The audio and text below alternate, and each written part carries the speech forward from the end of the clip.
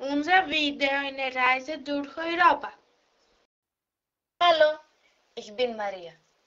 Jeden Tag höre ich im Fernsehen, Krise in Europa, Probleme in Europa, aber ich möchte Europa besser kennenlernen. Was ist Europa für mich?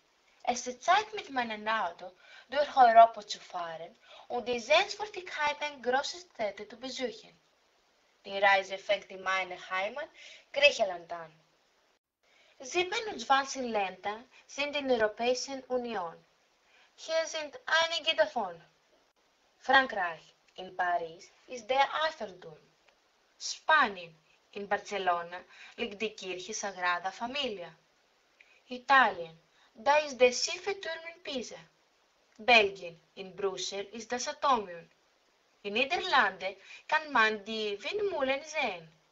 In Finnland ist der Dom von Helsinki. Österreich, da kann man das Schloss Schönbrunn besichtigen. In England, in London, liegt der Big Ben. In Deutschland kann man auf dem Oktoberfest betrinken, Würste Kartoffeln essen. Da haben die Brüder Grimm so tolle Märchen gesammelt. Aber in Europa sind auch andere Länder, wie Albanien, die Schweiz, Norwegen, Island und so weiter. Bei meiner Reise habe ich viele Freunde gemacht und sie haben mir ihre Meinung über die Europäische Union gesagt. Wie findest du Europa? Toll. Da gibt es verschiedene Kulturen, Sitten und Bräuche, Religionen und natürlich viele Sprachen. Es gibt für alle europäischen Sprachen 6 Niveaustufen, das heißt gemeinsamer europäischer Referenzrahmen.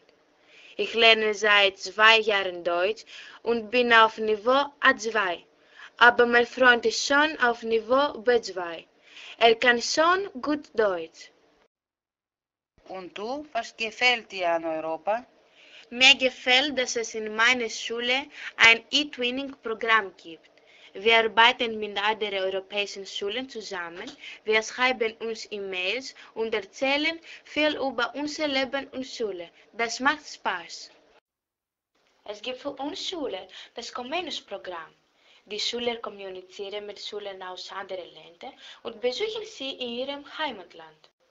Es gibt auch das Erasmus-Programm für Studenten. Man kann einige Monate in einem anderen Land studieren.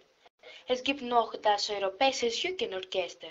Musiker aus vielen Ländern spielen zusammen in einem Orchester. Europa ist für uns Jugendliche schön